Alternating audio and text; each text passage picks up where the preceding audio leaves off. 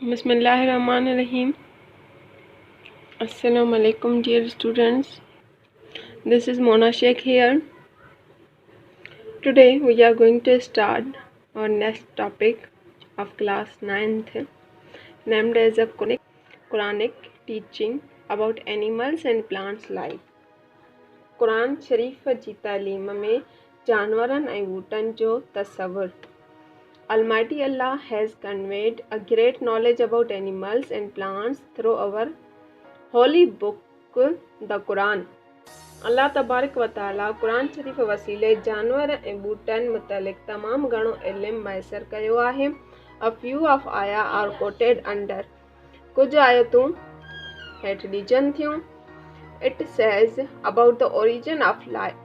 इहो चवे थो ज़िंदगीअ जी शुरूआत जे बारे में त We made every living thing of water. असां ठाहियोसीं हर शइ खे, हर जानदार शइ खे पाणीअ मां, चाहे उहे माइक्रो ऑर्गेनिज़म हुजनि, जानवर हुजनि, ॿूटा हुजनि ऐं काई बि लिविंग शइ हुजे, असां हर शइ खे पाणीअ मां पैदा कयो आहे. Will they not then believe? पोइ छो न उहे यकीन आणींदा, ईमान आणींदा. And Allah has created every animal of water. ऐं अल्लाह सभु को जानदार पाणीअ मां बणायो आहे. Of them is a kind that goes upon its belly. उन्हनि मां कुझु मखलूक आहे, कुझु ऑर्गेनिज़म्स आहिनि जेके पेट भर हलनि था, जीअं नांग. And a kind that goes upon two legs. ऐं कुझु जानदार आहिनि जेके ॿिनि टंगुनि सां हलनि था, जीअं इंसान. And a kind that goes upon four. ऐं कुझु जानदार आहिनि जेके 4 टंगुनि ते हलनि था, जीअं ॿिली, dog, etc. Allah creates what he will. अल्लाह जेको घुरंदो आहे सो पैदा कंदो आहे. लो Allah is able to do all the things. छो त अल्लाह सभु के शइ ते वस वारो आहे. जेको हू करणु चाहे उहो करे सघे थो. इन जबटन मुफ़सिर हिकु मिस्र जे मुफ़सिर अल्लामा अब्दुल्ला यूसुफ Ali has symbolized water with the protoplasm. पाणीअ खे प्रोटोप्लाज़म सां तशबीह ॾिनी. And thus explained that the protoplasm is the basis of all living matter. ऐं चयो अथसि त प्रोटोप्लाज़म सभिनी जानदारनि जो बुनियादु आहे. And the vital power of protoplasm seems to depend on the constant presence of water. ऐं चयो अथसि त प्रोटोप्लाज़म सभिनी जानदारनि जो बुनियादु आहे. प्रोटोप्लाज़म लाइ पाणीअ जी मौजूदगी बेहद ज़रूरी आहे, तमामु ज़रूरी आहे. मथनि आयतुनि में ज़िंदगीअ जी शुरूआत जे बारे में ॿुधायो वियो त कहिड़ी शइ मां सभिनी जानदारनि खे ख़लकियो वियो आहे. शुरूआत थी जानदारनि खे ख़लकण जी पाणीअ मां. सभिनी जानदारनि खे पाणीअ मां ठाहियो वियो आहे. ख़ुदा जेको पैदा करणु चाहे थो, असां इन आयत में पढ़ी आयासीं, त उहो पैदा करे सघे थो, छाकाणि त उहो सभिनी जो ख़लकींदड़ आहे. हुन जे वस आहे त हू सभु कुझु करे सघे थो. ख़ुदा ताला पैदा कया आहिनि कुझु जानदार जेके पेट पर बि हलनि था, कुझु जानदार जेके 2 टंगुनि ते बि हलनि था, ऐं कुझु जानदार जेके 3 टंगुनि ते बि हलनि था. त छो न माण्हू यकीन आणींदा उन ख़ुदा ते. असांजी नेक्स्ट आया आहे it is who sent down water from the sky. उहो ई ख़ुदा आहे जंहिं आसमान मां पाणी वसायो. And there with we bring forth buds of every kind. ऐं पोइ उन सां हर शइ जा उभर ॼमायासूं. We bring forth green blade from which we bring forth the thick clustered grain. ऐं पोइ उन मां सावक खे कढियोसूं. ऐं पोइ मंझां संग गॾियल धाणनि खे कढियोसूं. And from the date palm, from the pollen thereof spring pendant bunches. ऐं खजनि जे छपड़नि मां गोछा लड़कियल ऐं डाखुनि जा बाग. And we bring forth gardens of grapes. ऐं असां ज़ैतूननि जा बाग and olives and the pomegranate. ऐं असां ज़ैतूननि जा बाग ऐं ॾाढ़ुनि जा बाग alike and unlike, हिकु जहिड़ा हुजनि या हिकु जहिड़ा न हुजनि. Look upon the fruit thereof when they bear fruit. ॾिसो गौर कयो उन्हनि ॾांहुं जॾहिं उहे फुटिजनि था या पचनि था, निहारियो उन्हनि ॾांहुं जॾहिं उहे फुटनि था या पचनि था। And we upon repairing low heron rarely and potence for the people who believe। ये निशानियूं आहिनि उन्हनि जे लाइ जेके मञनि था। Holy Quran has explained the significance of water for plants and animals at several places। Quran मजीद में ॿूटनि ऐं जानवरनि वास्ते पाणीअ जी अहमियत जो ज़िक्र भी काफ़ी जॻहियुनि ते थियल आहे। Who has appointed the earth as a bed? कंहिं तव्हां जे लाइ ज़मीन खे बिस्तर बणायो। And has threaded roads for you।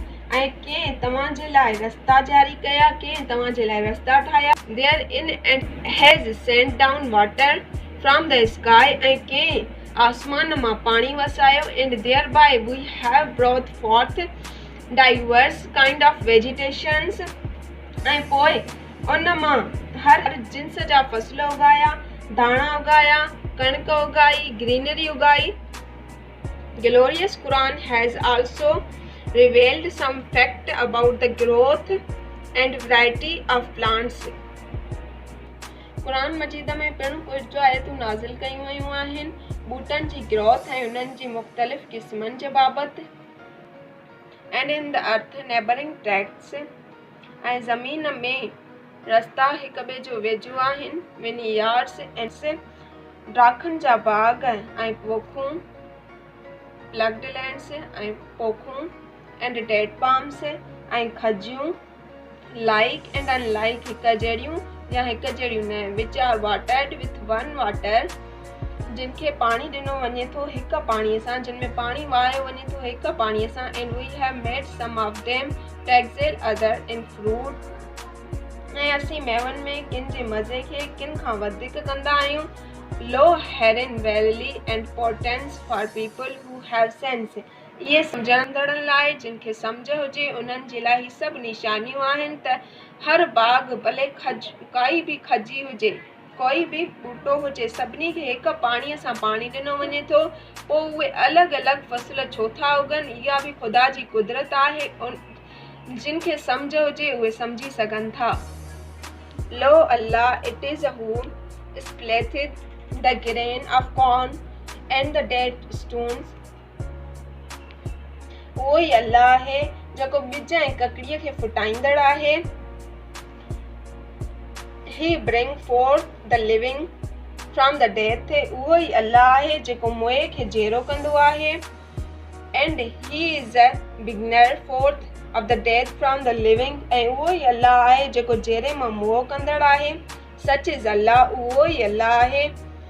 How then are you prevented?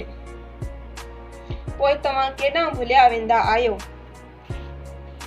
Above passage refers to the wonderful act of production and also interaction of living and death। मथियों paragraph जानदार ऐं गैर जानदार शयुनि जी हैरत अंगेज़ पैदाइश ऐं हिक ॿिए मथां असर अंदाज़ थियण जे तरीक़े खे क़ुरान में बयानु कयो वियो आहे।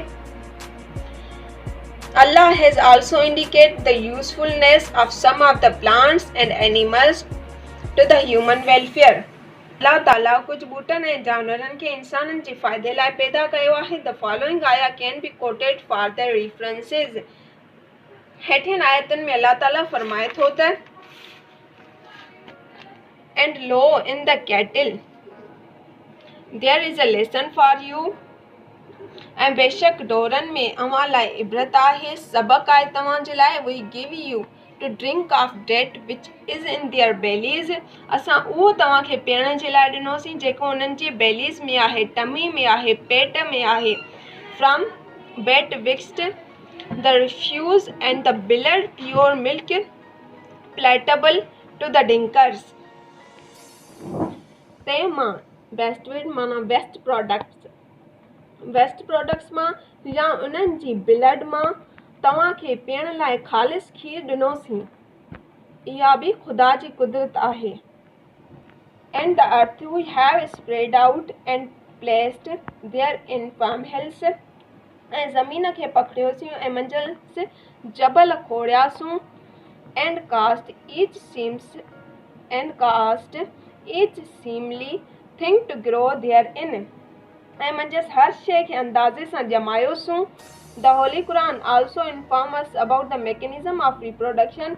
क़ुरान शरीफ़ असांखे पिणु ॿुधाए थो, पिणु इंफॉर्म करे थो रिप्रोडक्शन जे मैकेनिज़म जे बारे में.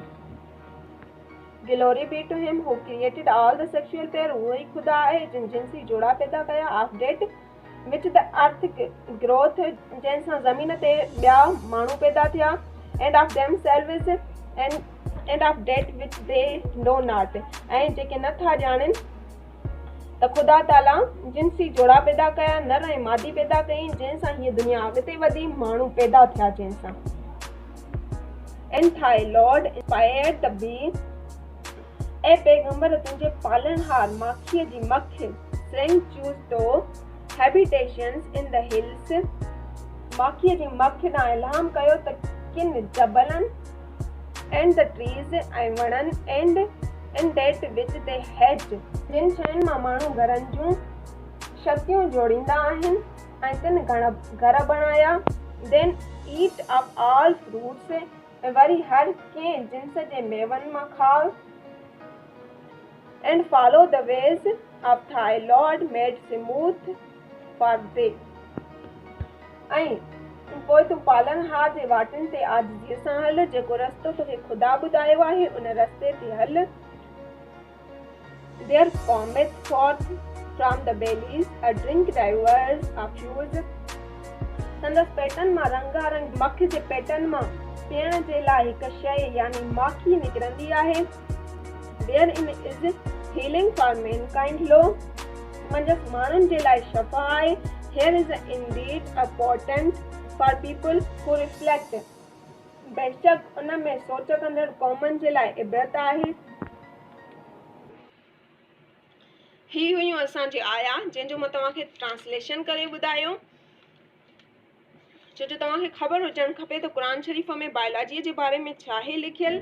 क़ुरान मजीद में अहिड़ियूं त हयातियाती हक़ीक़तूं बयानु थियल आहिनि जो पुराणे वक़्त में उन्हनि जो सम्झणु इंसान लाइ मुमकिन ई कोन हुयो. पर अॼुकल्ह जे जदीद दौर में साइंसदाननि उन्हनि हक़ीक़तुनि जो पर्दो खयो आहे ऐं उन ई नतीजे ते पहुता आहिनि त जेके कुझु क़ुरान मजीद में बयानु थियल आहे उहो बिल्कुलु सच आहे. इन करे माण्हुनि हाणे यकीन आंदो आहे. इहो हुयो अॼु जो असांजो टॉपिक. कहिड़ो? क़ुरानिक आया. असांजो नेक्स्ट टॉपिक आहे ब्रांचिस ऑफ बायोलॉजी. इंशाअल्लाह वरी नए लेक्चर सां जल्द मिलंदासीं. तेसीं ताईं अल्लाह हाफ़िज़. दुआउनि में यादि.